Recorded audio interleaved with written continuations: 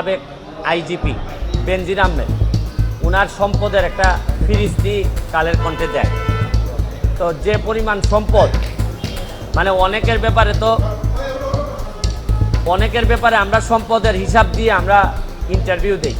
তো ওনার সম্পদের ফিরিস্তি এত বড় যে কোনটা আগে বলবো কোনটা পরে বলবো এটা আমার মাথায় ধরে না। তারপর দেখলাম যে 800 বিঘা 600 বিঘা প্রায় 1400 বিঘা তো আছে গোপালগঞ্জের এদিকেই। তো আমার কাছে মনে হয়েছে যে এইসব অভিযোগ, তো এটা তো আর মনে অস্বীকার উনি করেন নাই যে এই জমিগুলো আছে। তো আমার এলাকায় আমি বলে আসছিলাম যে কিছু লোক আছে অনেক সময় যে জায়গায় যায় কিছু পয়সা করে থাকলে একটা করে বিয়ে করে আসে, আর এই উনারে দেখলাম যে উনি যে জায়গায় গেছে মোটামুটি জমি জমার মালিক হয়ে আসছে। আর একটা বিষয় কি যে একজন আইজিপি মহোদয় উনার যদি এত সম্পদ হয়, পরে বৈধ প্রশ্ন, উনার 34 বছরের লাইফে উনার বেতন সহ হওয়ার কথা 1,74,00,000, প্রায় 1.25 কোটি। কিন্তু 1.25 কোটি তো উনার বেতন মিলে, আর উনার মেয়ে আর বউ মিলে মাশাল্লাহ প্রায় কয়েকশো কোটি। তো এত টাকা যদি উনার থাকে কেউ কোনো কথা বলে না, মানে একটা ইনকোয়ারি যে করবো, আমি কিন্তু বলছি না যে উনি এখনই দুর্নীতিবাজ। আরে ভাই, এত সম্পদের হিসাব আসলে একটা ইনকোয়ারির কথা বলবে না কেউ? আপনি দেখবেন যে 31 তারিখে রিপোর্টটা হওয়ার পর আমি কাউরে কথা বলতে শুনি না। সবাই মনে হয় যে একটা ভয় পায়, ভয় মারা যাবে, নাইলে তারে মামলা দিবে, তারে এই করবে সেই করবে। মানে কি, এটা বঙ্গবন্ধুর বাংলাদেশ, স্বাধীন বাংলাদেশ। এখানে তো বঙ্গবন্ধু কন্যা স্পষ্ট বলছেন যে দুর্নীতি প্রশ্রয় দেওয়া হবে না। তাইলে এরকম একজন আইজিপির এত সম্পদের হিসাব আসছে, কেউ কোনো কথা বলবে না। আর দুদক আল্লাহ মাহফুজ জানে নিজে স্টার্ট তো নিতেই পারে না, ধাক্কায় স্টার্ট হয় না। দুদক কি এটা? আমি তো অনেকদিন ওয়েট করছি এটা, আমি তখন আমেরিকাতে যখন আমি রিপোর্টটা দেখছি।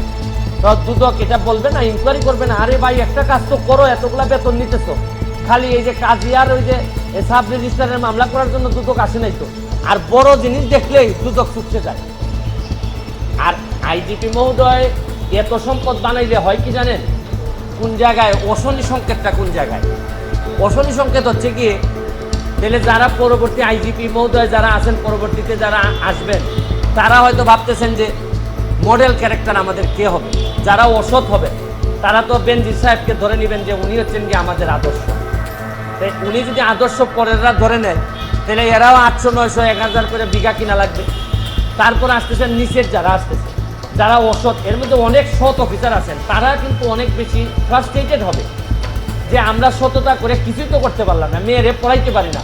আর বেনজির সাহেবের শুনলাম যে মেয়ের অভিযোগ হচ্ছে গিয়ে মেয়ের একটু নর্থ সাউথ থেকে একটু রেস্ট নেওয়ার জন্য একটা ফ্ল্যাট আছে। আর আমি জীবনে এতদিন হাইকোর্টে থেকে একটা ফ্ল্যাট কিনা তো দূরের কথা, ভাড়া বাসায় থাকতে হয়।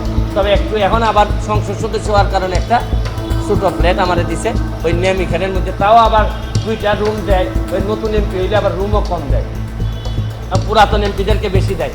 তাই এখন এগুলা যদি চলতে থাকে, আর আরেকটা জিনিস দেখেন, মরার উপর খরার গা, এমপি হওয়ার কারণে আমার 2টা উপজেলা চালাইতে হয়, 2টা থানার যিনি ওসিরা আছেন তাদেরকে আমি কোন বিবেকে বলি যে ভাই তোমরা 2 নম্বরই করো না? এরা যদি বলে আপনি আমার চাকরি দিচ্ছেন, যারা আমার অফিসার তারা দেখছেন কি মাল বানাইতেছে, আর আপনি আমার এইসব করলে চলবে? তা আমি এদের কি কন্ট্রোল করবো কীভাবে? আবার এসপি সাহেব যদি বলে যে একটা ফোন কাইটা দেয়, আমি কি করব? কারণ যে সম্পদের হিসাব দিচ্ছে তাতে এক ব্যারিস্টার সুমন যে এমপি না মানলে কি হয়? তাই এইসব চিন্তা করে দেখলাম যে এত লোকের সাথে কথা বলার চেয়ে একটা অ্যাপ্লিকেশন দুদকে দিয়ে আসি। আর দুদক যদি মনে করে না এত বড় জিনিসের বিরুদ্ধে যাওয়া যাবে না, তাহলে তো আমার মহামান্য সুপ্রিম কোর্ট তো আছেই, এইসব জায়গায় নক করবো।